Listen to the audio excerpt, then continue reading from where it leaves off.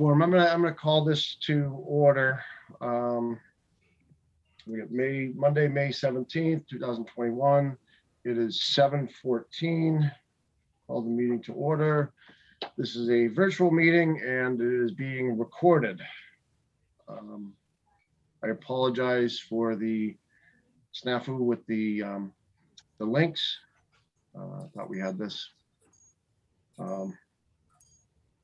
So attending, we have Harriet Davis, Deirdre Parati, Roger Smirridge, Pat Waddell, and Tom Younger. We're missing Dave Anderson, who should be here momentarily. I have not heard back from Mike. David's here. David's here. Good. Yep, David's coming on. There he goes. Excellent. And Paul Weaver is trying to get in. I have not heard back from him. Mr. Chair, if I may. Yes. Given the technical issues, I'm going to put a motion on the floor that we postpone and reschedule the public hearing for this evening to ensure that the public has the ability to access the correct link and fully participate in the public hearing portion as the committee intended it. Should we do that, or we should just have a public hearing now and then reschedule another for anyone else who wants to attend, because we do have people here. What do people think? We're trying to gather input, and so we're not really disseminating information. It's more gathering information. And you know, let me say, I certainly appreciate Rick, Michelle, Peg, and anyone else who did join the link and, you know, successfully found it and is taking the time tonight. I think just ensuring that we have a public hearing through the correct link is the right thing to do. That's just my view, and I'm happy to discuss it. And if my motion gets seconded, then we can take a vote. Do I hear a second? I have a question first. I guess if we postpone the public hearing, can we still continue with our other agenda items, or would we just postpone entirely? Open meeting law issue, I guess. You can actually, I'm sorry, going through the chair. The other items of the agenda are still active. If you just do not want to handle the public forum aspect of it, you can continue that to a future date. But if you have other items that the committee wishes to take action on, you're properly posted. Yeah, we do have last week's agenda that we've tried to get through. So I agree, Roger. I would like to get through the agenda so that we're set up for the public hearing. So I'm going to second Roger's motion, and we'll go through a roll call vote to postpone the public hearing and reschedule for a future date. Dave? Aye. Harriet? Aye. Deirdre? Aye. Roger? Aye. I'm an aye as well, and Mike is not here. Okay, so we're going to postpone public hearing. Thank you for coming, folks, and I truly apologize. That's on me. And of course, everyone is still free to stick around. This is an open meeting, so just want to make sure we're not tripping over ourselves on that one. Right. Mr. Chair. All right, that said, Paul's coming in. There we go. is that Paul? Oh, Paul's here. All right.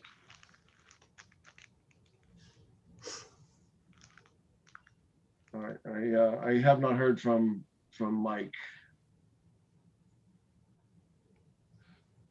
Okay.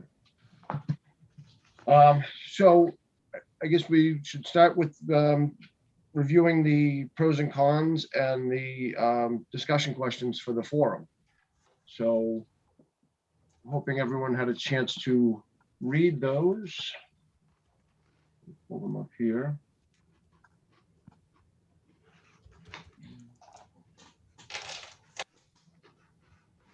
So should we start with the pros and cons?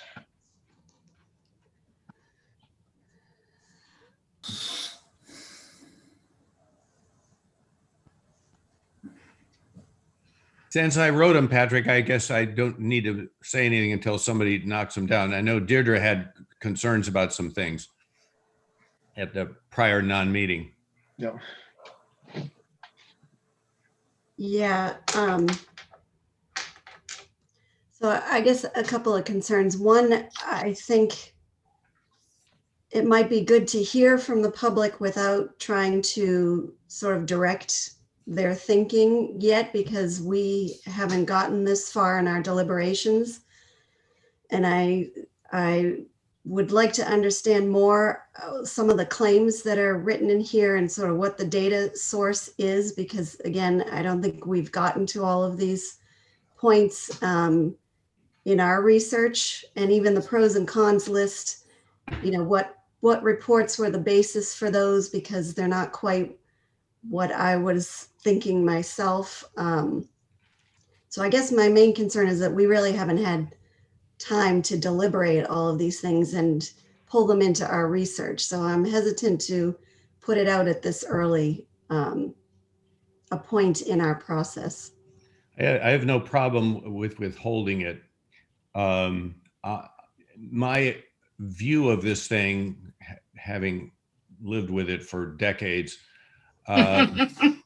is, to say, I think it unlikely that a new wheel is going to be invented about this. Right.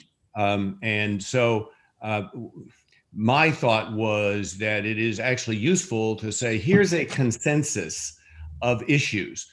And different towns have taken the same issue and gone opposite directions on it. I mean, the whole point is there, to use the open meeting law as an example, there's a difference of a 3-member board and a 5-member board under the open meeting law. Is it better to be all public and have 3-member, or better to have 5 so you can have 2 people speaking off the record?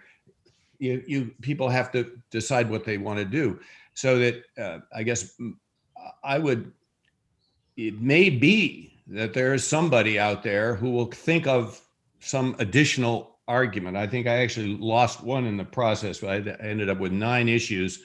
What I did was I went with Milton, Belmont, Lanesville, anyway, a bunch of them, and the particular information that I got from Hamilton. And I did a chart, and I said, okay, what issues do these people mention? And if it was mentioned on at least 3 or 4 of those 5 or 6 things, and I said, okay, that's an issue. That's commonly identified in the consideration of whether a change is a good thing or not a good thing. And who knows exactly how much those reports were written to an intended outcome as opposed to an open-minded research thing. I mean, I take it that we are undertaking original research with an open mind that it could come out one way or the other. The argument for this pro and con list is if somebody says, oh, why would you do that? I mean, my concern as moderator over the years always was the people who just show up at the meeting, and haven't read the paper, haven't come to the hearings and so forth and so on. And it's important to give them a context. This goes to the reason why now the warrant articles have a commentary in them, because sometimes the warrant article has to be written in technical language, like bond counsel language or something. So people need a simple explanation. It can be more complex if they want to get into the debate, but fundamentally you want to say, okay, this issue has been raised by a taxpayer petition. Lots of towns have studied it. They've come out in different ways on it, but here are the standard issues. Here are the arguments pro and con. And here I was trying to mimic the Massachusetts ballots. You know, when there's a ballot question on there, they would say the pro and the con. So I was trying to take, these are my words, I didn't try to sort of distill exact quotes from other things, but I tried to put them in what I thought was a very short or concise version. But anyway, so that's where the document comes from. I have no, I sort of don't have an opinion beyond just saying that sometimes it's better to admit people, you know, coming in with a checklist of things as opposed to coming in with, you know what, bewildered. Anyway. We better served without a preamble and just a list of issues and list them as opinions from other towns. Because some of them are, you know, better decision-making with a 3-member board. That's definitely an opinion. If we pose them as such, they're not our opinions, but they're our opinions that have been expressed by prior committees and other towns. Just these are an example of the issues that have been raised. Because I don't think we're ready to make any judgment on which is better for us. We're just trying to gather information at this point. So we don't want to prejudice the jury. Yes, but if you read the introductory paragraph that I wrote, I thought that I tried to make that clear, and I totally agree with you, Patrick, that the point is to say this is simply data from other towns, you know, which we've compiled to save you going around and looking up 12 other town government study committees, which you're welcome to do. But this at least acquaints you with what other towns have identified as pro and con issues. Anyway. Roger, go ahead. Yeah, so I think if we're presenting this at a public hearing, and I agree with Paul that it is probably helpful to have some sort of document to provide a little bit of a roadmap. And if we are going to provide a pros and cons list in that setting, then some form of preamble is necessary in order to set the stage for what and why we are providing those pros and cons, so that for that very reason, so that no one comes away with the impression that we already have adopted these as our committee's opinions. And just to emphasize, and I thought Paul did a good job of this, that these are the things that other towns have identified as, you know, the main concerns. And we are looking at these, you know, in our deliberation, and we, you know, want you, the town, to know that. And so that, you know, if you have any particular points or questions that you want to raise with us about those tonight, then that's a jumping off point. So on the whole, you know, I have specific edits and comments about, because I agree with Deirdre that, at least for me, there was one particular statement that I want to make sure that we've got some empirical, you know, backing to. But from a, you know, do we or don't we go with this in our first public hearing? I think we should provide something along these lines and have it have some form of prologue or preamble. Deirdre? So I do think something like this is necessary, like certainly for the report and certainly for later hearings. I just think this much is a little premature because we yet haven't discussed the pros and cons. And I do think there are others. I'm not sure this is quite the right list. I mean, I think it's a great start, but I just don't think we've kicked it around and finessed it yet. And some of the claims I'm not certain about either. So it's more for me a timing issue. But I'm not sure this first forum where we really want to get blanket input from the public on how we're doing this, as well as what we're doing.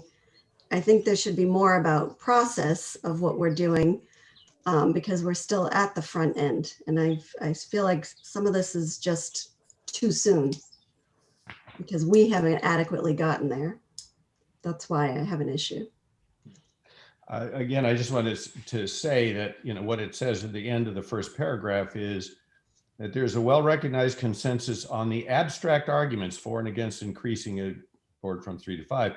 This list that follows is an executive summary of questions typically addressed in those studies at other towns and of typical arguments for and against increasing the board to 5 members. So, I mean, in my view, I don't know how it can be clearer that this is not a statement of any position of ours. It is simply providing, saving people, so to speak, the trouble, as I say, of reading 12 other or 7 other or however many town government study reports. They're quite different in their narrative approach and their graphic approach and so forth and so on. What I did, and I've been doing this for quite a long time, is distilling the the pros and con arguments. It's an issue that I've thought about over the years, as various issues have arisen in multiple towns actually that I've had business with. So from my point of view, I arrived at the beginning of this thing already knowing most of these arguments as the arguments that are made pro and con. So, but there's also the risk. You're correct in saying that. Therefore, did I come with a pre-existing understanding, which I then codified by doing the research of referencing other towns? There are more towns, and I might find maybe 1 or 2 of these would prove to be only in a minority of if there are 20 towns as opposed to the 6 or 7 or whatever I did. You might find 1 or 2 of these are not mentioned in most of them, but probably most of these are in most of them. Is my point? Anyway, it's probably the right thing is for somebody else to take a swing at a counter draft or something like that. Once I guess the committee decides whether and when they actually want it for some purpose. I think we can work with this document and edit it to be what we need it to be. I'm just thinking for a sense of timing. I think David wanted to speak. Yeah, I did. There's a tremendous amount of thought that goes into Paul's work product here, which I acknowledge and admire. I think it's a strong background to bring to this experience, to bring this. I think when we think about the process here, an initial public hearing, a second public hearing, and then ultimately a town meeting, if not other interim steps, I do think that there is less utility to presenting a list like this at the outset. So Paul is stimulating and with a wealth of experience, some pretty sophisticated thought here, which is an admirable goal. I think that the risk of confirmation or anchor biasing here of saying this is the list, why don't you choose which one or the other, is real, to Deidre's point. I mean, I think, not to switch gears on everybody, but something like for this stage, Roger's list of questions is really powerful to begin a process of stimulating thought, because I actually am less interested at this stage in people's specific responses to the pros and cons, or even reacting to those, and more just interested in questions like, what factors are important to you as citizens regarding the potential expansion of the select board? I mean, if we even just pose a question, what do you think about town government? This is really, really significant at the outset, I think, to present it as an open-ended question or inquiry, with the understanding that down the road, we absolutely need to focus and get specific feedback to specific concepts. Do people care about increased stipends and benefits for a bigger select board? Yeah, I want to know the answer to that. But at the outset, I don't want to limit the thought and be too, I'll put it this way, Paul, your list is too seductive. Okay. If people are looking at it, they're like, well, this is it. I can decide off of this list, right? I'd like to start the inquiry a little bit more broadly and get down to probably some pretty minor but fleshed out tweaks to what the lists you have down the road to focus in the inquiry. So that's my 2 cents. And I just appreciate what you've done, Paul. I appreciate what you've done, Roger, because I think it's really thoughtful.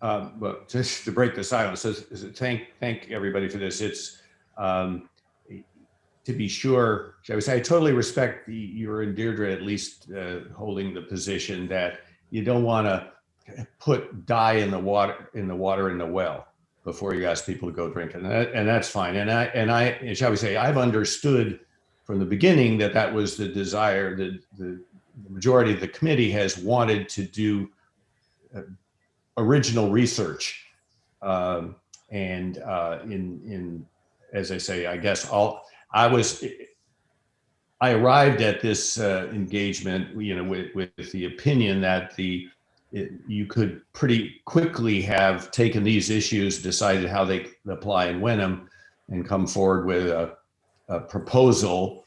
Obviously, this group is going to vote one way or another, some way or another, at the end of the day, and there'll either be a unanimous recommendation or there'll be a majority and minority report, or who knows what it'll be on this, and that goes to town meeting. And my enduring view is I have a lot of faith in the quorum of people in Wenham, and if they're given fair briefing information, I generally speaking always found their decisions at town meeting to be warranted and reasonable. There might be different outcomes, either one of which you could accept, but they do pretty well. So I guess the point I'm saying is that it's important at the ultimate stage to give them the facts on which they can make the opinion, because I think you're going to be able to get a fair fight out of any given 6 people. Roger? I think Harriet actually, and I've already spoken. I do have another comment / question, but I'll defer to Harriet. Okay, I'm just going to play devil's advocate and say, let's turn this around. Let's look at the situation we have in Wenham now. Why did this question come up? What is peculiar to our town? What does our town need? What over the past, say, 5 or 10 years has worked well? What has not worked well?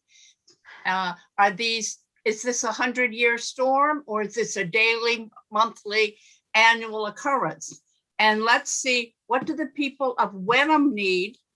As I say, I would focus it on us and our needs and our problems, and then come to a conclusion as to what's best for our town, because we're very different from almost any of these other towns that we've discussed. Mm-hmm.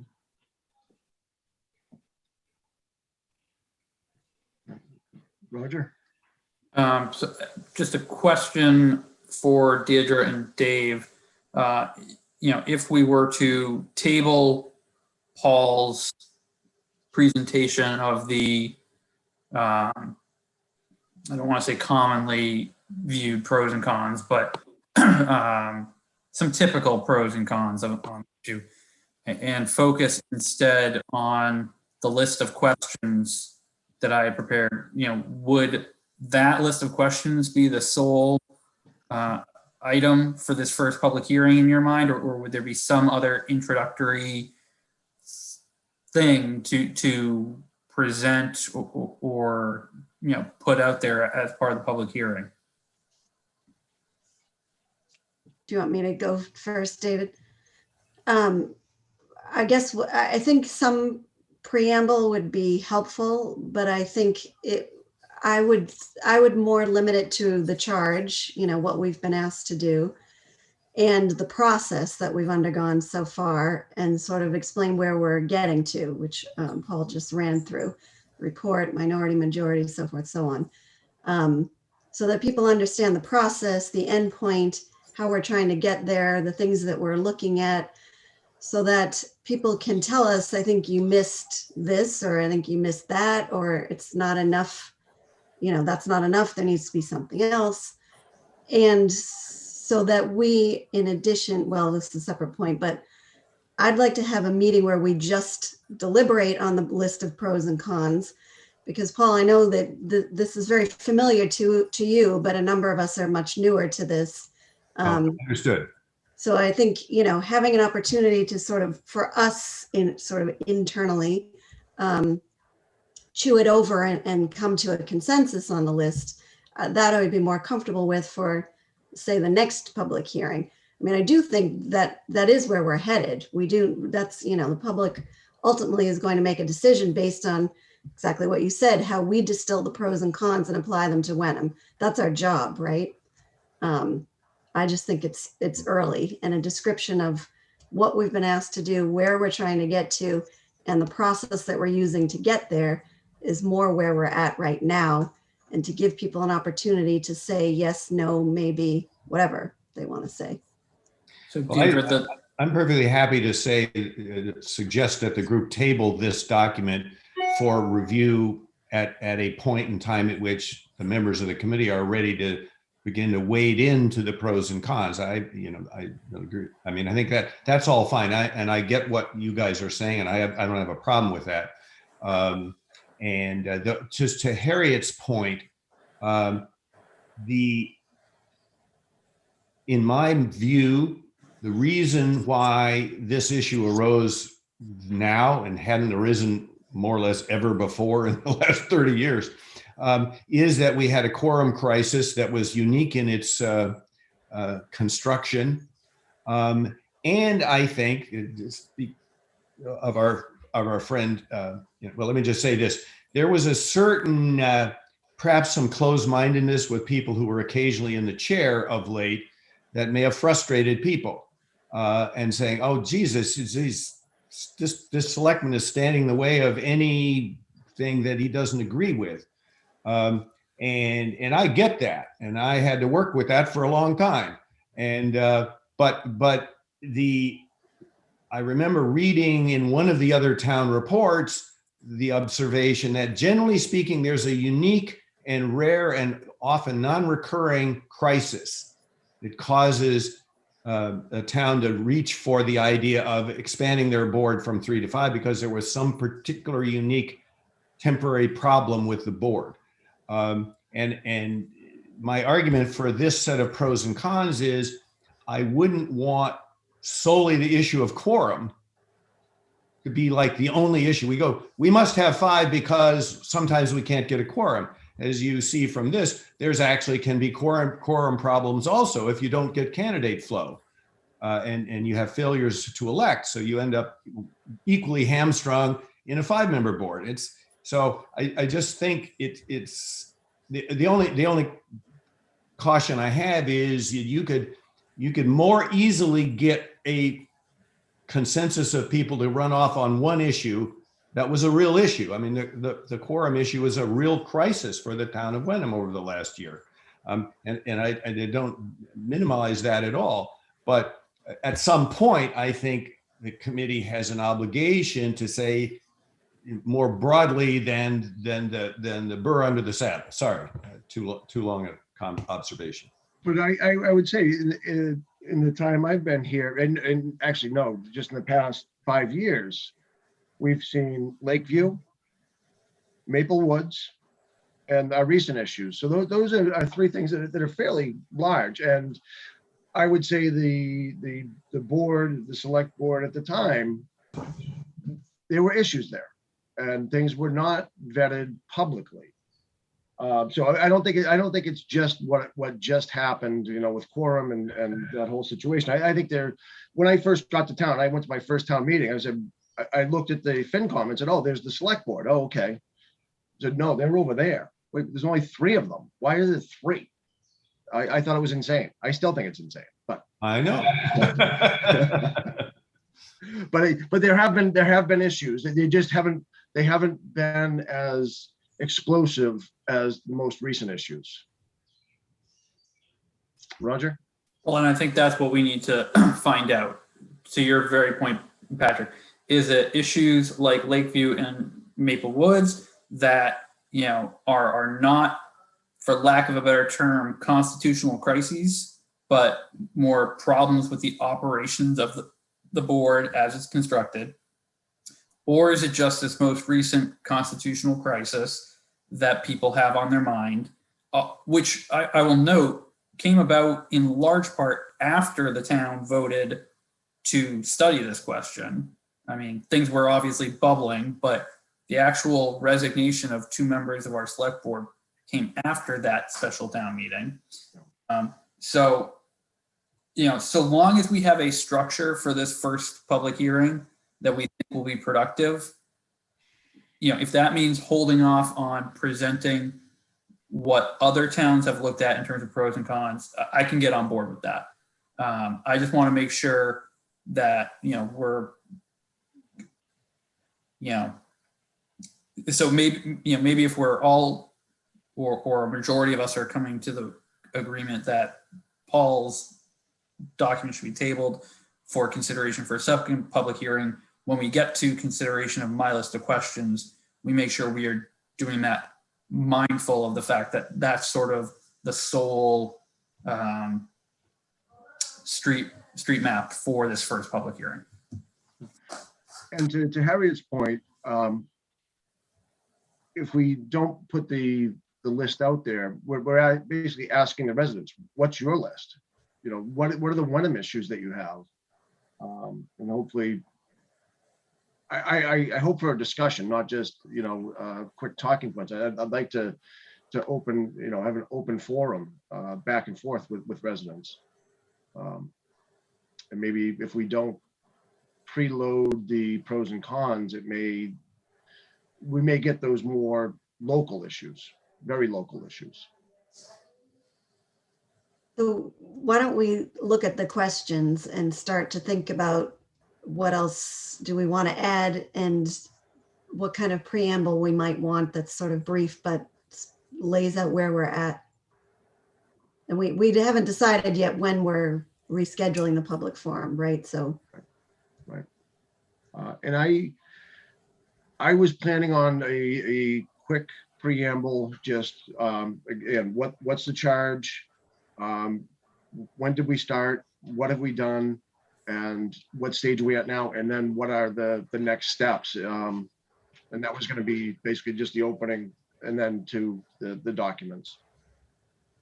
That was my plan. Dave, you have a issue?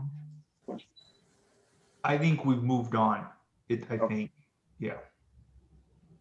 Thank you. Well, I might just add it, since we got the time. I'll just say this. I think the thought of the crisis is a strong word, but I'm going to use that the town faced around the quorum may or may not, but we'll just say may have been the impetus for this committee. But I don't think we can say that there wasn't other factors that contributed to that outcome other than just personalities. Because if you were to say that, then we would have to say, why did those certain 3 people end up on the committee to begin with? And I think when you start peeling back the layers, at least what I've heard both in my work on this committee and outside, is that there's other factors that are at play, other factors contributing to a dysfunctionality that ultimately manifested itself through a very bizarre and unique quorum crisis. And so I think one slight adjustment I might make to Deirdre's point is, okay, I'm down with limiting the questions to the questions to targeting information relevant to our charge, but I don't really care what the public wants to tell us, or I don't care to limit it. If you want to come in here and say, I don't care how many people are on there, we need to have less ego-driven people, and we need to have people that are able to communicate better. And you can figure out if you want to have 3, 5, 7, 9, 57 people on there, but that's what you need to fix. Fine. If it's extraneous to our charge, we'll put it in the parking lot. But I'd like to hear that, because at some point in the final report, I think we want to see a paragraph that says we conducted 2, 3 public hearings. And this is what we heard from you, the public, that you felt there was a dysfunctionality in the select board.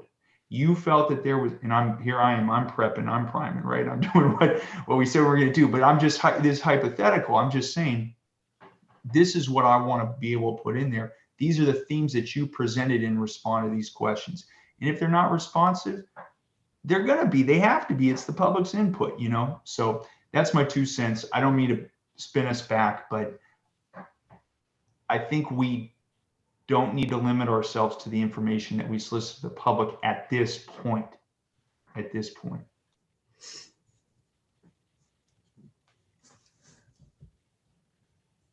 So are we in agreement to table the pros and cons and go straight to, I still plan on the preamble.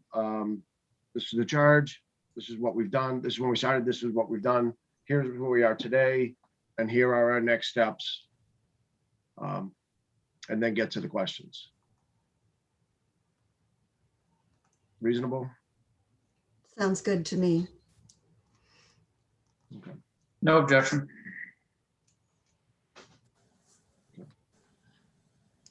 So on to the questions. All right. I don't think I need to preface them. I think they were pretty self-explanatory. I limited them to less than 10, so I think you'll all be happy about that. So let it rip. I'll read through them. So what factors are important to you as citizens regarding the potential expansion of the select board? Are there concerns about an expanded select board that you'd like us to research and address in our report? If 2 select board seats were on the ballot at a given election, would that impact your approach to voting in that election? Does anyone attending tonight have a personal experience or have personal experience with an expanded select board? If so, would you like to share your thoughts? What information do you as citizens want us as a committee to know or consider as we move forward? And what role do you want the select board and its members to play in Wenham's town government? I think personally, I think the questions are open-ended enough that we're gonna get to personal pros and cons. And we'll probably get, I'm thinking we'll probably get some very specific issues that people want us to address. I'm hoping. Deirdre? So the only one I had questions on was number 3. Roger, I'm not entirely sure I get that one.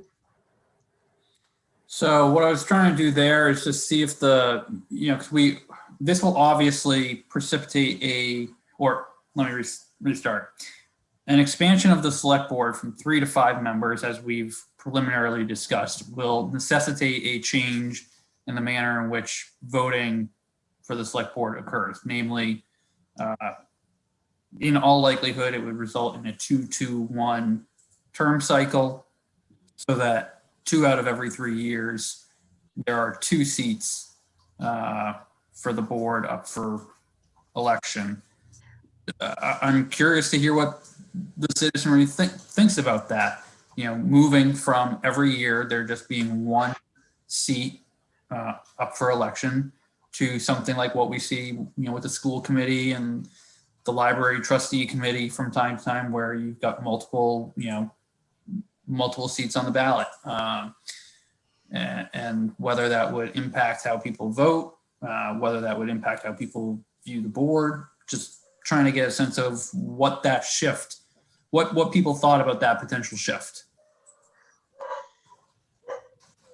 I think I didn't quite understand how you would answer that.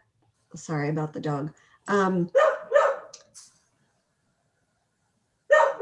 guess, is it really the approach to voting, or is it more like what you just said? What's your opinion on having 2 seats open at a time or something? I'm just not sure about the approach to voting, what that means. And would an answer to that question be, oh, I would bullet for the person that I want, or I would shotgun? Is that the answer we're looking for? I'm not looking for any particular answer, but those are things that I think we want to hear about. You know, would people do bullet voting? Would people I mean, I'm not saying this would happen, but it's an honest question. Do people, get confused when there is a, vote for two on the ballot? I don't think that's the case. I think we've got a very educated citizenry and voter population here, but if I can certainly see trying to rephrase this to make it a more question about the issue. So, I think this one was one where my wording was not best. So open to revision on that point. Yeah, I think it's just the phrasing. It occurs to me that a question not asked, but is embedded in the one you were just discussing, Roger, is the issue of how many candidates there are for the 2 seats or the 1 seat. I mean, a concern that I have about a 5-member board, or a concern that I have about a 5-member board, is we don't have a good record of having multiple qualified candidates in Wenham. And so it might be useful to have a question or embedded in a question thing says, if there were 2 seats instead of 1, would you be more likely to consider running? Or do you think other people would be more likely to consider running if there were, shall we say, more seats around the table? You can express that however you want, but one of the existential elements of this thing is, and it's indicated in the pro and con on the quorum issue, is that unless you get more better candidates, you're not going to achieve any improved governance. And in fact, there's some arguments to be made that a 5-member dysfunctional board is more dysfunctional than a 3-member dysfunctional board.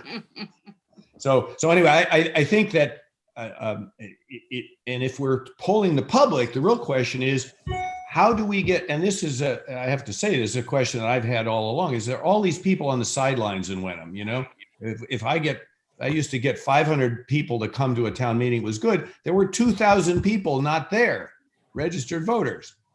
How do we find out what those people think, even if they don't bother to show up and vote about it? You should be bearing in mind this wider thing. So in this case, the question is there an untapped well of people who would actually like to serve if only this, that, or the other changed? So, I mean, anyway, there's probably, Roger, you can figure out a way to embed that in one of the ones. But anyway, in my view, that's a really big issue, and that's one that only the public can answer. Yeah, Paul, I agree, and that also has been one of my main concerns. I know we're not getting into substance tonight, but I will say that in some of the interviews, one in particular stands out. I spoke with someone from a community that went from 3 to 5, and in doing so felt that actually increased candidacy participation for that very reason that you were just saying, Paul, that by opening the board, it made it more attractive to people to run for. Again, there's no guarantee that will happen in Wenham, or that's even what we need to be talking about tonight. But I think that adding a question about, whether it's in the way you just phrased it or something else, adding a question about what would it take to get more people interested in participation in the select board, and then parenthetically town government generally, is maybe a question that we find a way to ask in this forum. I do want to come back to the specific issue of question number 3 that Deirdre raised, so that we don't lose that thread. Does anyone have any thoughts on how we might reword that question to achieve what we're looking for? I came up with not that one, but the candidates, are you confident / concerned that we could find enough qualified candidates to fill a larger board.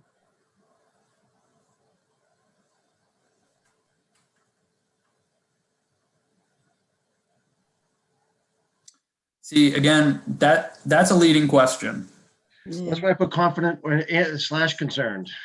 but it's leading either way, and it's injecting the presumed answer into the question. So not a traditional leading question, very artful, good for you, Patrick, but having a moment to think about it, you know, I think we want to keep these more open-ended and you know, let's come back to that one after we've gone through the 6 that I've got, because I think it's a good question, but I don't want to be, you know, injecting the ideas of confidence or concern into that inquiry.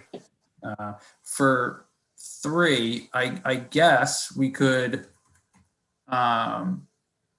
simply ask, you know, what effect, you know, do you feel having 2 open seats in a given election may have?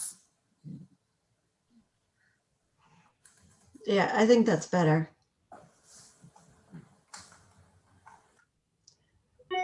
And maybe even clarify it more, like with an expanded board, if 2 seats were on the ballot.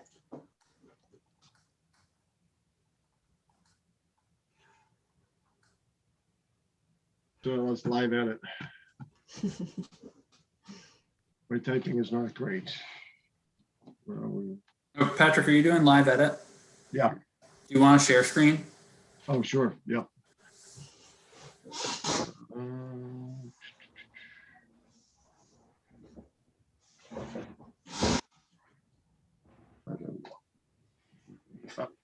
Tom, can you enable the share screen?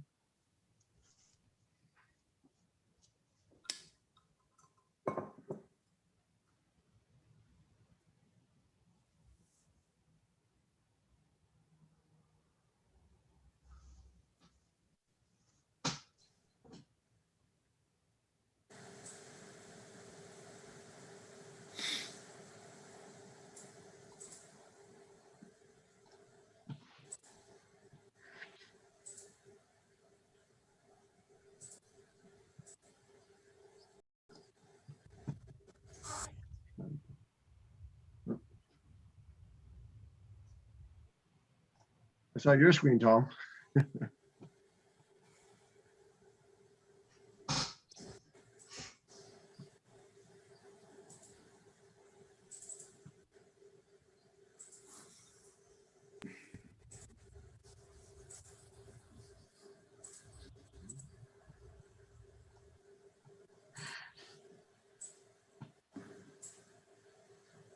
I'm hitting share screen. It's not. Okay, here we go.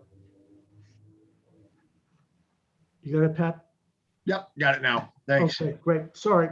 No, all good.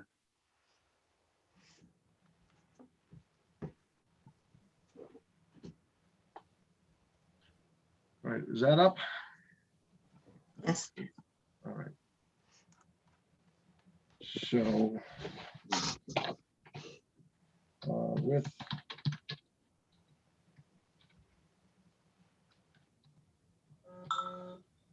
board.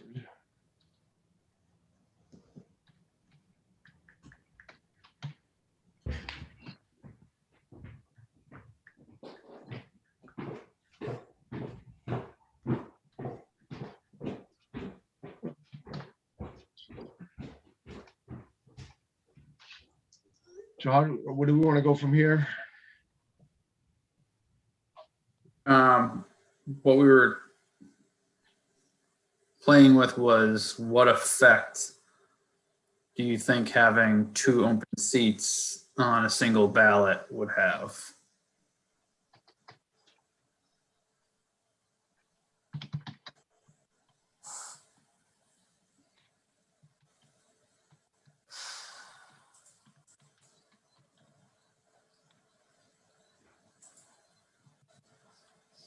Yeah, and maybe the answer that we get to that question is none. We see it all the time. We do it with school committee. We do it with the library trust board, you know, but I think it's a question worth asking.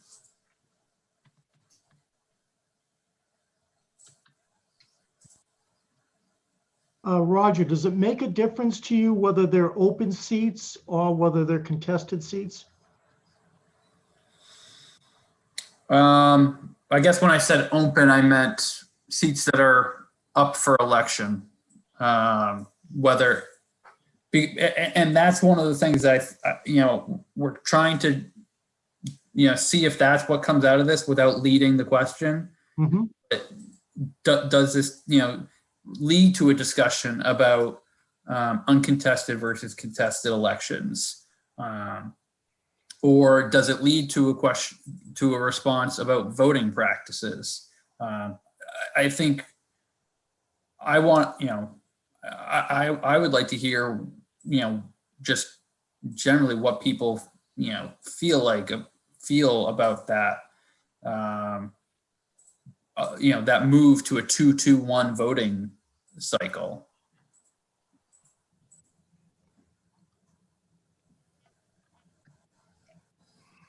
I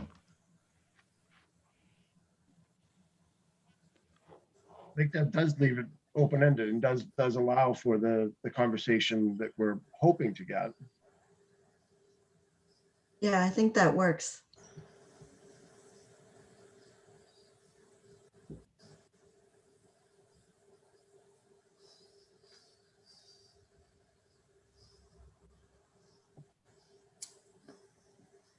Any questions, comments, edits on other questions before we return to the possible additional question that Paul raised?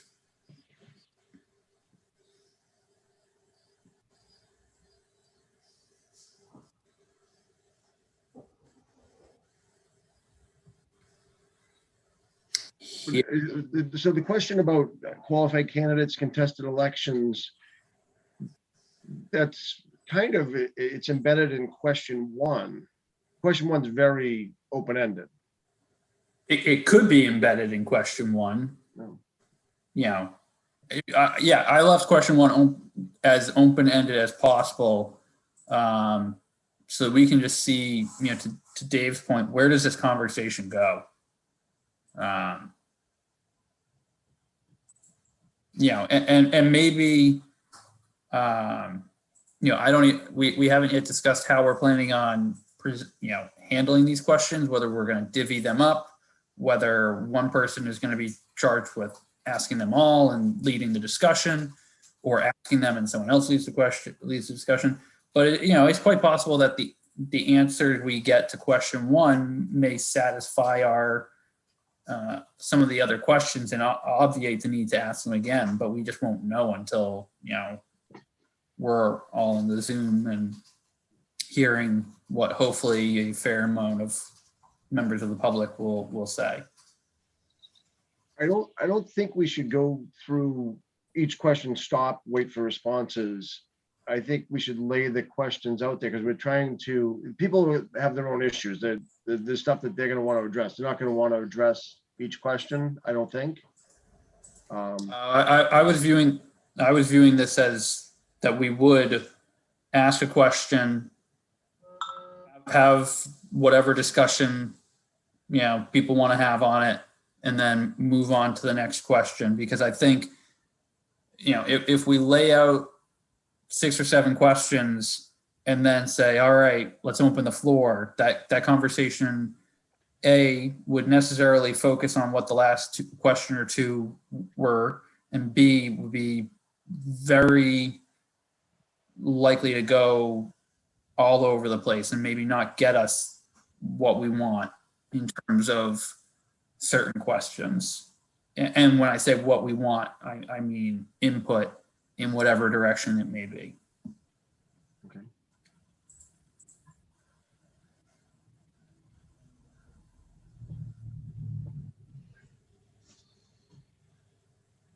So we could each introduce one question. That would be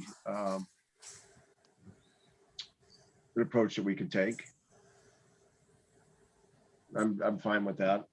I think that would make sense if this is, essentially the roadmap for the public hearing. That way, each member of the committee, gets the opportunity to, present, for lack of a better term. That way it's not just, the chair and one other person doing all the work, and it makes it really, show the cohesiveness that we have, which I think is a great aspect of this committee, in terms of how we operate, even if we differ on, opinion or substance.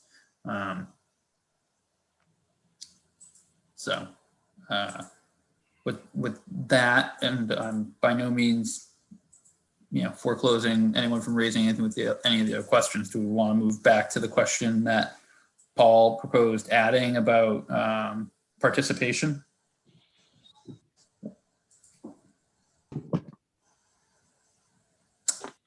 Hearing no objection otherwise, let's go ahead and figure out where that question should go and what it should look like.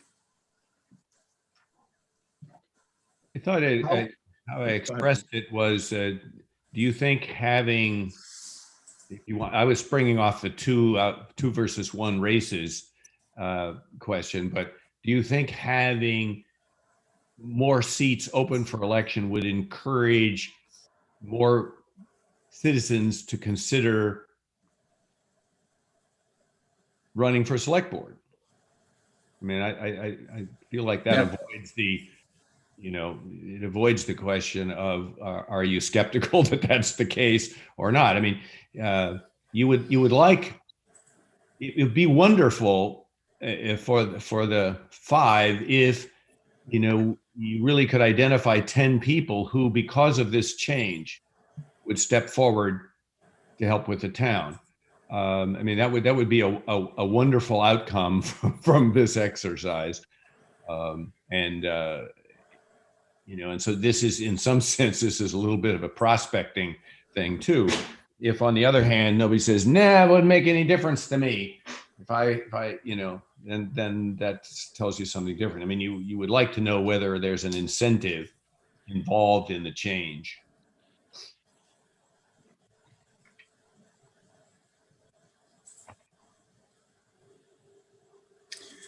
In terms of placement, I would, given Paul's reasoning just now, I would say probably this would go after question 3.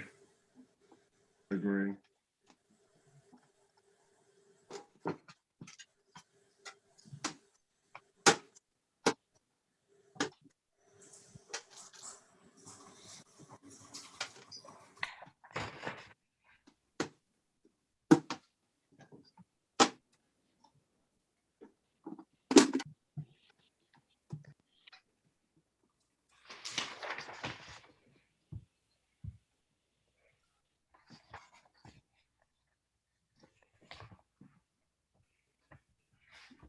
So then we just need an opportunity either at the beginning or after the questions for people to then say anything else that we didn't ask.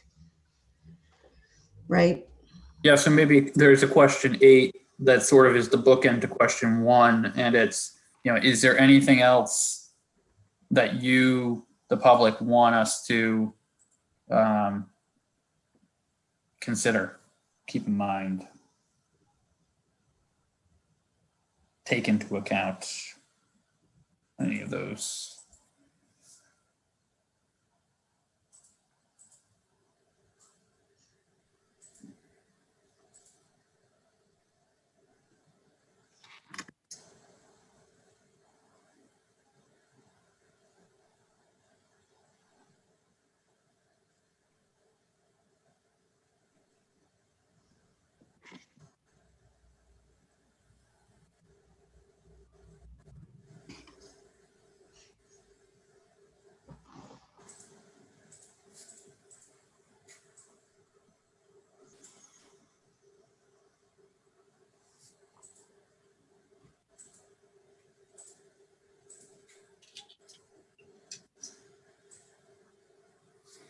I do think, and I think this will spur some good discussion amongst our committee right now.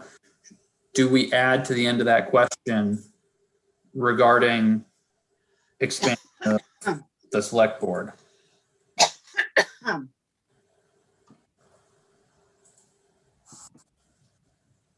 Or just leave it open? Is that what you're saying? Right, because, well, I think leaving it open puts,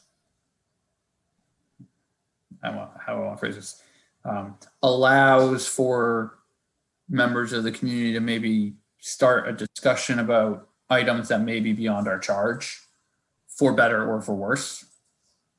And I'm not sure that's what we want at this first hearing, but.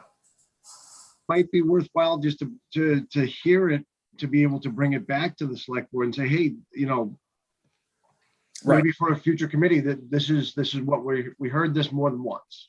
That's why I said it would be probably a good thing for us to discuss right now, because Yeah. I see pros and cons to each. Well, I think going back to what David said earlier, leaving it open and just seeing what comes, I think that's probably a good idea. I agree. I think if you can get people to the meeting and get them to open up and talk, let them go. Let them spill their guts, because it doesn't happen that often. And if we can get everything done tonight that we need to get done, and we just have public forum and however long it takes is we have nothing else to do. So I'm going to take that last clause off. Yep.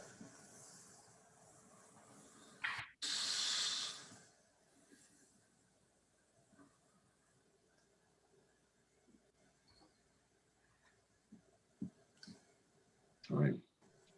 Are these the questions we want to ask? Or is there any other edits, additions, subtractions?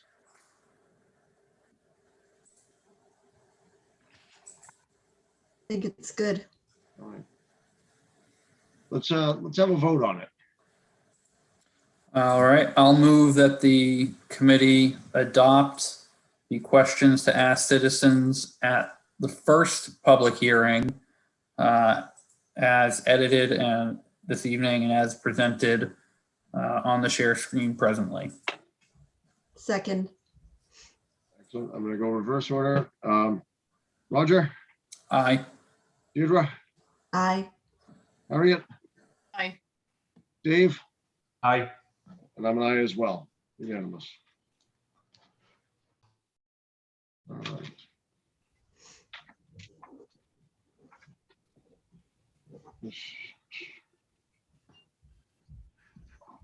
All right. Has everyone read the 420? Okay, actually, do we want to assign questions to people right now so that we don't have to do it at the time of the meeting? So I'm thinking I'll give the quick preamble. And then we could go just alphabetical order. So, And you mean we're just going to read the question? That's it, right? yep, pose a question to the audience. Yep. Yeah, alphabetical's fine. So Dave, you get the first one?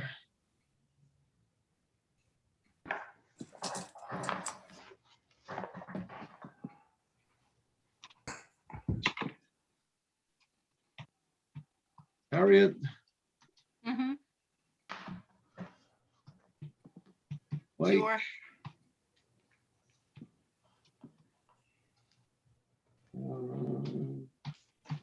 Deirdre.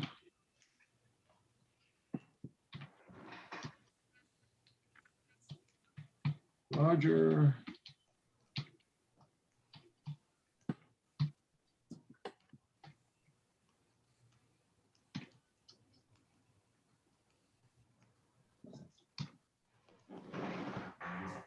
Paul, you want number 7?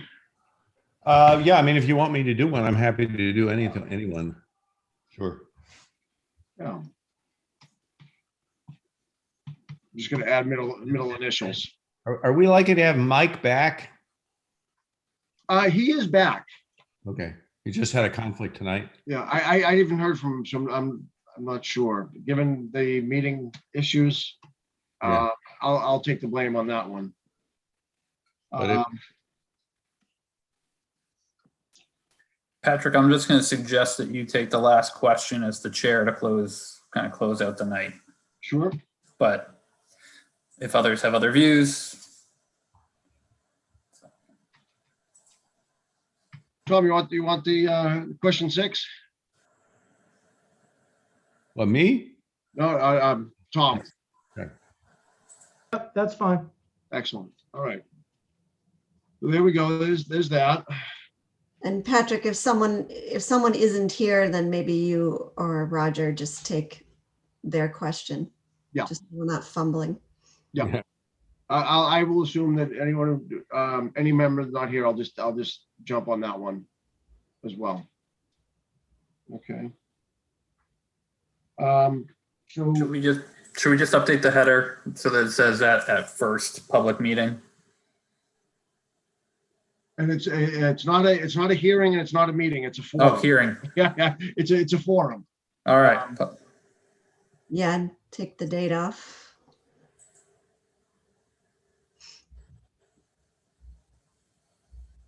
And probably take off Roger's name so that it's a consensus document.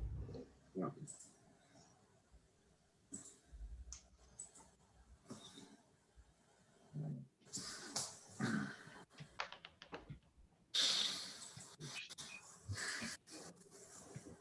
All right. We're ready to move on. Good. All right. Minutes. 4:29.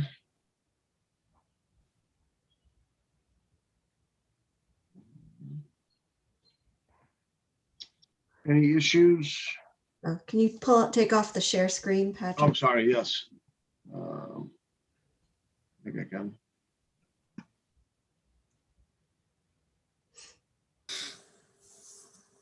Oh, because my buttons disappeared. Oh, here we go. Okay, great.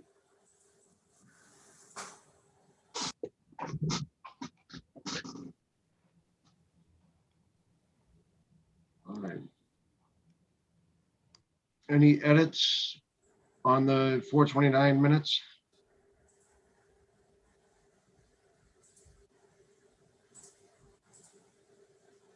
Hearing none. I move that we approve the 4:29:21 minutes as presented. Second. Second, excellent. Dave, Aye. Harriet, Aye. Deirdre, Aye. Roger, Aye. me, Pat Wendell, aye. Good. Excellent. All right. Including town employees in the survey. So I have heard from at least one person in town hall that said that there is interest by the employees in participating. I also read through the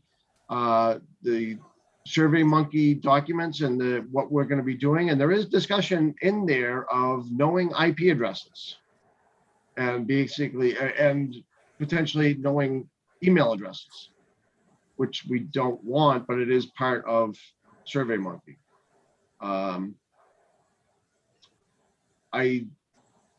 want the employees to be heard. I want them to have a voice. I want to make sure that there is no retaliation. But I hear that people do want to participate. Do we just put it? We're going to put it out to all boards and committees. Do we put it out to all employees as well? Patrick, do you have the survey that we can take a look at? I'm just. I have. It has not. The town account has not been opened yet. But I have the form that we that we have on, online. I can open that up. I just can't remember precisely what the questions are, and my concern is whether those are designed appropriately to encompass employees as well as board and committee members. Okay. Let me share screen again.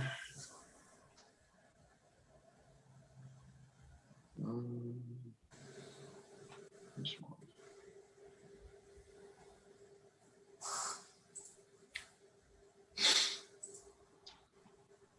All right, do you see it?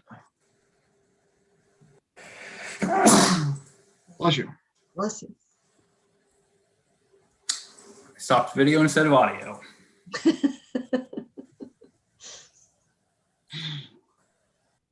So first one, and the first question is optional, Mm-hmm. and there is not an employee category here.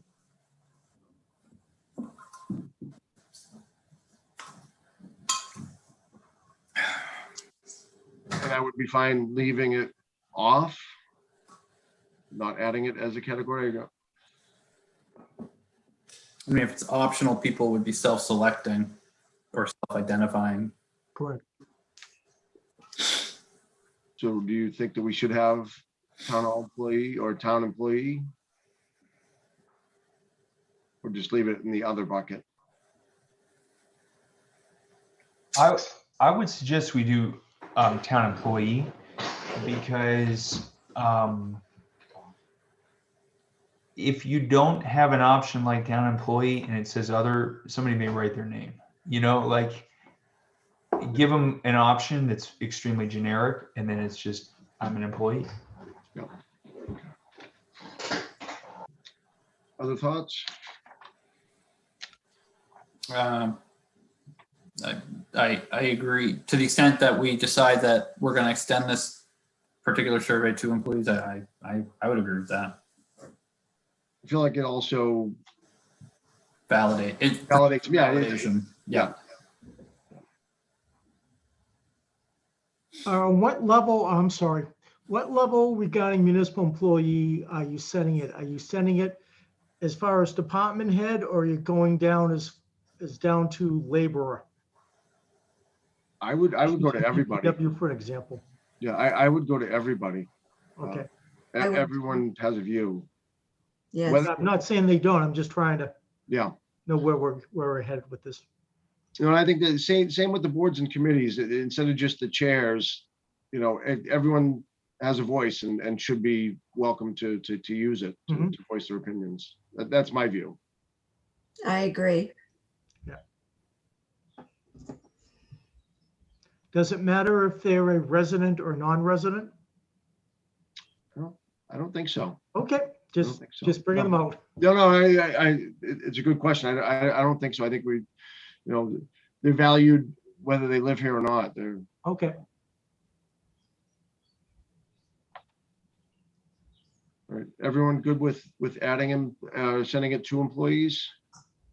Well, I think I want to look through the rest of this, go through the Okay. survey, make sure we feel that these questions are the questions that employees should be being asked. Okay. To of course, presents that very issue. Yeah, so. It's not a substantive one. You know, I think probably just do not applicable. Mm-hmm. Okay, I can add that. Number 3, sorry. Oh, right there. And just, I would just take out your. Do you think boards, committees would benefit more?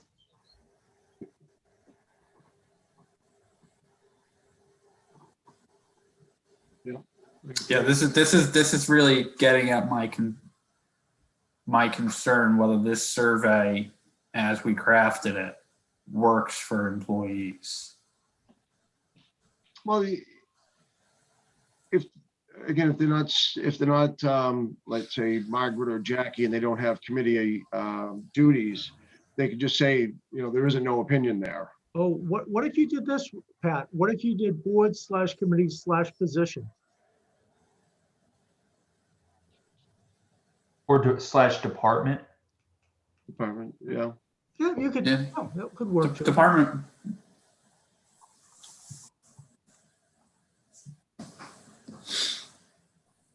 Yep, I can definitely do that. That makes sense. So thinking on the fly here, not to make more work, but if we do this all together for boards, committee members, as well as employees, we get greater mix in one. But we could just do a separate survey that is just copy and swap out, or just swap out with department every time for board and committee, and drop question 2. And it might just make a little bit more sense to employees, as opposed to why are we talking about boards and committees?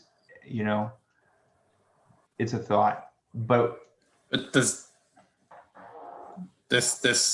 that inevitably steers us back to the Right. fear of retaliation question. If there's a survey that's just employees responding, I think Patrick's suggestion here is that by having them mixed in with board and committee, you at least mitigate that somewhat. Safety in numbers. totally. And I'm not sure whether that will be the case in practice, especially if people do identify as employee in their response. But I think, this is something that we've struggled with from literally day one of this committee, and I think we're still struggling with it. And I don't think there's a right answer. So I think we just all kind of have to put our collective heads together, use our common sense, and then go with it. I would really, really hope, notwithstanding what has happened in some aspects of the town employ in the last couple of years, that responding to this survey or any survey that we produce would not lead to any form of retaliation. But unfortunately, it's something that we have to be mindful of. Yeah,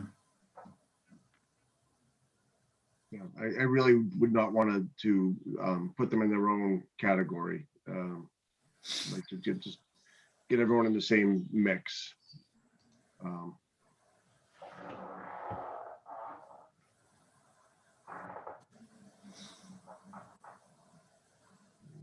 So maybe we proceed down the rest of the questions and see if we think A, they can be adapted by adding department or some other minor tweak, and B, if so, do they still work, or do they lose something? I think that question 5, so question 4 is just expand on question 3. Question 5, you might get very different answers from an employee versus a board or committee. Depending on, but is that a bad thing? Do we want, just because the answers are different, does it mean that we don't want those answers to the same question from those different perspectives? I think it potentially confounds our analysis a bit to have them mixed together. I would actually say make these questions not your board, but boards, committees, and add a separate question that's specific to departments that also everyone can answer, because I think there's a different tenor to the board being involved in the select board members being involved in boards and committees than select board members being involved in day-to-day management of departments. Like, those are kind of different things. So I would keep them separate so that we don't confound our response pool.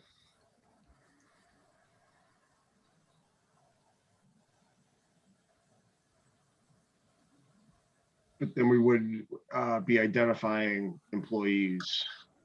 Well, no, because I think everyone could still answer that question if they wanted to, right? Make it more generic. Just make it, yeah, again, like open-ended. Do you think a 3 or 5 member select board would be beneficial in the operations of a department? Something to that effect.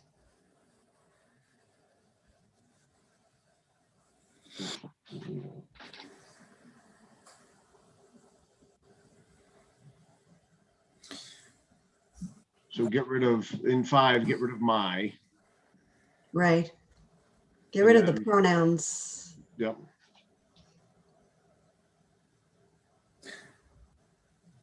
And then add. I believe. Can I- Lord- Go ahead. And I'm not saying that this is not the right way to go, but I want to make sure that we're considering a full range of options here before we start tweaking a survey that we had already kind of put to bed. Is there another option at this stage in our information gathering for obtaining input from town employees that we should be considering that would not, in our view, put those employees at risk for retaliation based on their responses? I just want to make sure, like, is this Survey Monkey what we want to, if we want employee input, is it through this Survey Monkey or is there some other option? And I don't know the answer to that. Just thinking about that is a hard copy. I know it's old school, but hard copy, then there is no electronic trail. Except again, then you would know that it's from employees, and the whole idea of this is to just have it all mixed together. Right, because we don't want, what we don't want is for someone who knows whom, but we want someone being like, here's what the employees say. All the employees Right. say X. We don't like what all the employees are saying on this. Right, exactly. Well, Roger, Pat, I mean, this may not be comparable, but in a lot of communities, when town managers are being reviewed, some communities do, which you probably are familiar with, is a 360 review, where I've never done one, but that's what basically the select board has the department heads literally reviewing the town manager or the town administrator. And those results are compiled by the board as part of the review for the managers. So literally, if a good manager is not going to retaliate, or can't for a number of legal reasons if they're doing this. And I think this is even less intrusive than a 360 review. This is basically, you're hitting a number. Do we use 360 review in Wenham though? No, not to my knowledge. That's I know in some larger communities they do, and it's generally department heads. yeah, no, and it's a good point, Tom, but I think if there's no established practice right now in the town where there is that upward feedback process, then it's not like we have an established procedure here or practice here where Okay. we're related to. I appreciate the input, and I think I'm always in favor of, I think 360 reviews and upward reviews are great practices in a lot of settings. If we had it here in Wenham, then we might find comfort in that when asking employees about this issue. But I don't know. I mean, I guess the thing is that if we're hearing from employees that if they want to have input in their capacity as employees, then it's important for this committee to find the best way to do that. I'm in favor of the simple approach that does not single out employees, because it's a small group of people, and just to remove pronouns and put / department on. If something is not applicable, then they just move on. I don't like creating a separate process that could be used for not good purposes. I think there is protection if everyone uses the same survey and We don't single out a group. Yeah, I think that the small tweaks to this will work. And really the last question is, where it's at, right? Is just to get people's opinions on the charge, which is, are we better served by 3 or 5? I mean, that's where the rubber meets the road, so to speak. Yeah. And we can add an NA to any question. Like on question 7, we could just add an NA, no opinion or NA. But again, if you just switch the pronouns so it's not specific to your or my, then anyone can still have an opinion on whether it affects boards and committees, period.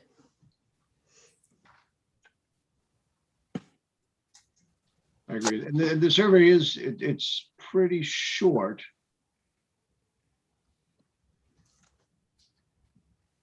Yeah, I think just removing the pronouns and adding the departments. I think that's our best avenue. I think, yeah.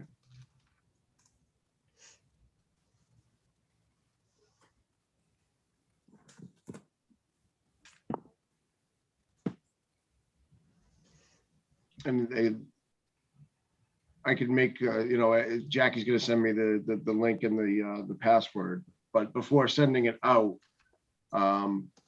we could review it once more. Okay.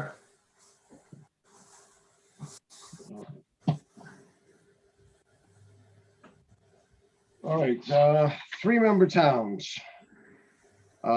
We have Essex, West Newbury, Nahant, Merrimack, and Hampton.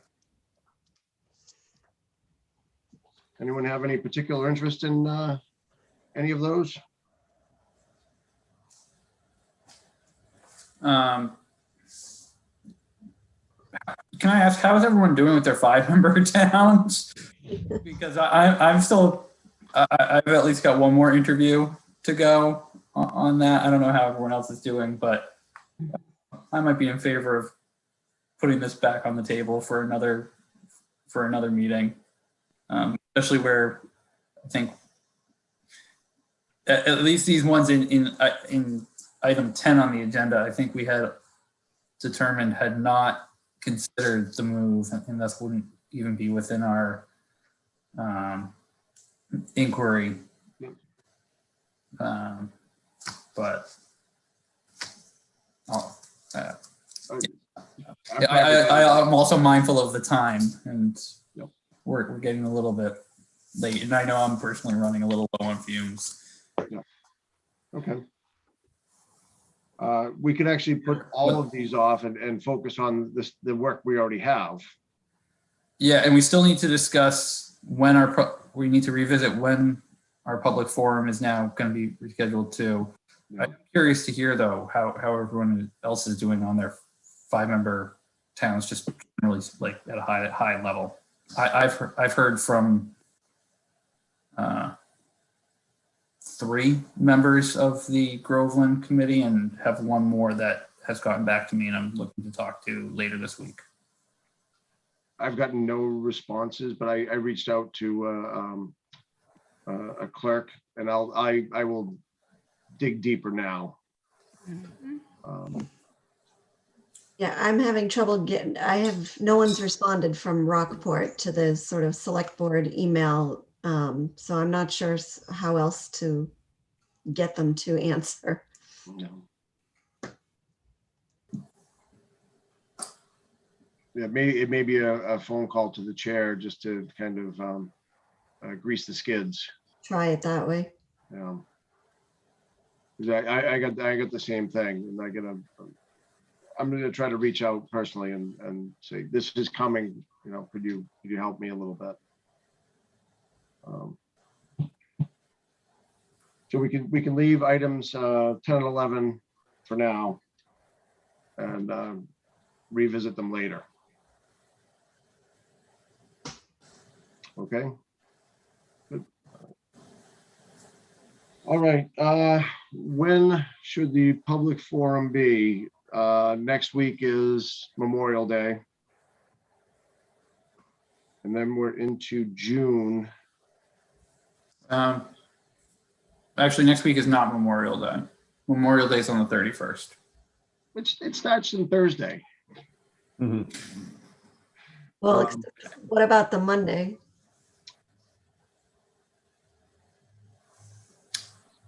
A week from tonight, you mean, Deirdre? Yeah, yeah.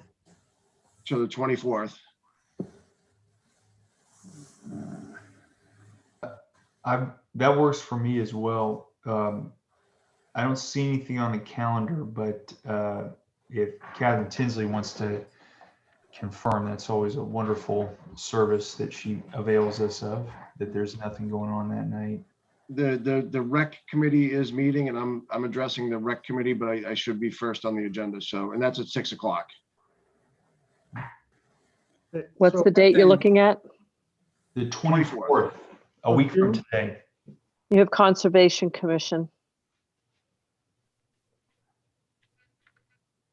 At 7. Correct.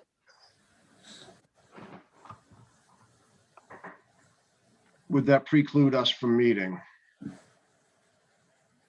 Right, and the challenge that I may have that night is we may or may not have a joint school and chairs meeting that night. We're trying not to schedule it for that evening, but I know Hamilton is looking at that. I also, for what it's worth, I have a deposition that I'm taking the next day in my private practice. So it's not to say that I can't do the evening of the 24th, but it's not the best of the evening, right? So far, there's nothing on the 26th or the 27th. If that helps. Correct. Yeah, my calendar's free so far. I don't see any meetings for us on the 26th, 27th either. Does that include school committee? I don't have school committee on my schedule either, I'm sorry. Okay. Well, let me check it.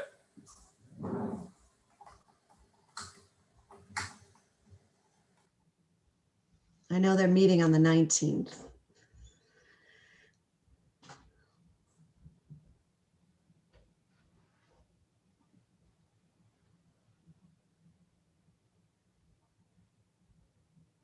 Find their calendar.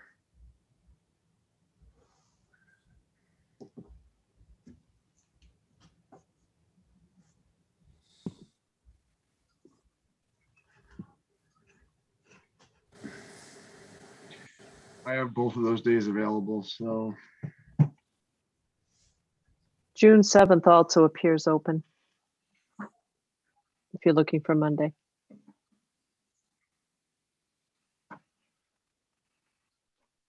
or we could stick with our regular Thursday slot. June 7th, though, is a Human Rights Committee. They generally meet on the first Monday of the month, and I'm scheduled for that, but they also do a Zoom meeting that evening.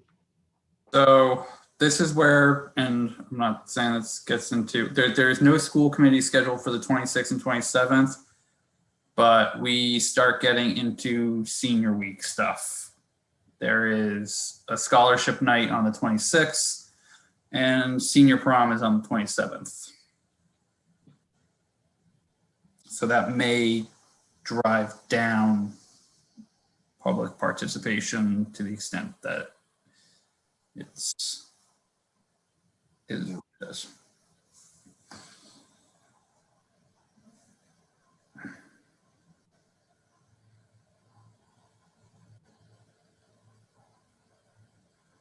I mean, 27th prom starts at 6 p.m.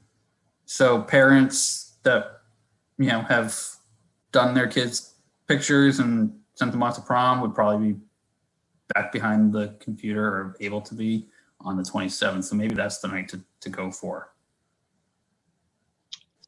27th at 7? Sound good? Yep. Okay, All right, let's do it. We can all wear our prom attire.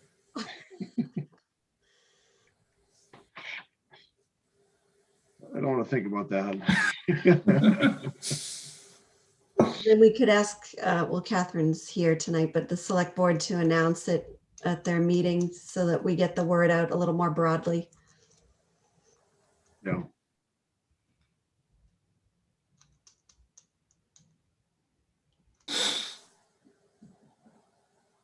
I'll ask as well. All right, so 27th. I know Mike would like us to start pushing our meetings to be less frequent. I don't think right now is the time. So I think we meet the 27th and then do we want to meet that next Thursday to discuss what happened, or I guess it could depend on public input, how much public input we get. It could be a very short forum and we could discuss things afterwards.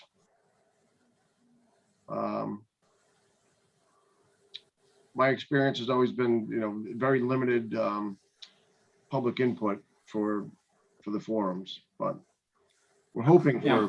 greater. Maybe put it on the agenda, Patrick, just so that, Yeah. If it plays out that way, we can do so. Otherwise, we just hold it to the next meeting. Okay. Anything else people want to discuss?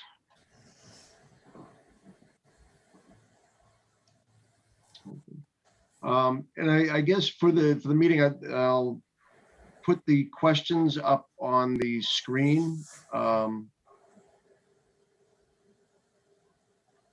we want to do slides one at a time? I think so. And then we actually want to see people's faces. Yeah. It's Yeah, much I more don't even know. personal. The questions are simple enough that I don't know if we need. I mean, why don't you? I hate to block up the screen. Oh, sorry, Jeffrey, go ahead. Why don't you include the questions with the posting for the meeting so that people can reference it, and then we can actually see people's faces while we're doing this. Yes. I can do that. All right. And are we just going to use a like ask people to use the raise hand function, or are we going to use, put your name in the chat? Because we've got to do, assuming people show up in some number, we've got to do something to control the flow and not just have people talking over each other. I think the name in the chat works. And it really depends on the number of people. If there are 4 people, you can have more of a free-flowing conversation. But for clarity, say put your name in the chat if you'd like to address the group. Okay. That'll work. Good. So we just have to make sure the chat's enabled, right? Yes. Is it? I don't think it is enabled tonight. I don't see it. Yeah, that may have been. That might have been an issue from the school committee meeting. Well, also, I do notice that our amended agenda tonight, in light of the fact that we were having public forum, did not have a specific agenda item for public comment. So, Yeah. Well, oh yes, because I figured public forum covered that. yeah. But I don't know if that's why the Zoom, I don't know who set up the Zoom for tonight, if that's. That was me. I mean, I think we should just be prepared to figure out something on the fly if chat's not enabled, whether it's you. I mean, I like the raise hand function because you can just click on it, you can wait your turn, and then exactly, you move to the top of the queue. Yep. Okay. We'll use the But- raise hand. I think it depends a lot on how many people are on. Yes. If everybody can be on one screen, I'm on a college class call every month, but there's like 100 and some people on that call, and so they have to use the chat, put in a name, and then the chair of the meeting calls on people in the order they Correct. You understand? So I think it's just watch the numbers and shift chat if you get above the number of faces that can show on the screen. Yeah, but Paul, when you use the raise hand feature, no matter how many screens are like, no matter whether there's enough users to spill onto a second or third screen, someone who raises their hand goes to the top for the person hosting the Zoom. Interesting. Thank you for. Yeah, no problem. So we'll use the raised hand and we'll see if we can get the chat enabled. I'll talk to Jackie about that. All right, so I'm going to amend the survey, remove all the pronouns, add departments. Not send anything out, but have it prepared. Have a preamble just on charge process. Everyone's got a question. I'll include public comment just to make sure we have it. Make sure the link is correct. Next meeting, 27th, the public forum, 27th at 7 p.m. And I'll contact the select board and see if they can mention it, and then have Jackie update the website as well. And Facebook.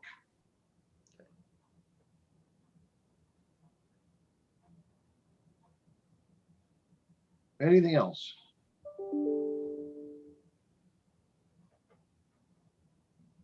Is there a motion to adjourn? So move. Second. Excellent.